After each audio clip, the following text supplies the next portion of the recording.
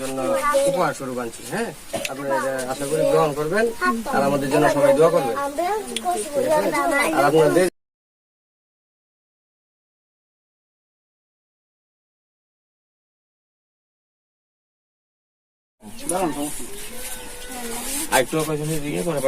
নাম্বারটা রাখবেন, যদি আমি যতটুকু সবাই পারি ঠিক আছে চেষ্টা করবো। ঠিক আছে, দোয়া করি না যে আপনারা এটা দেন এটা দেন, আমি কিছু এটা কই থাকতাম না।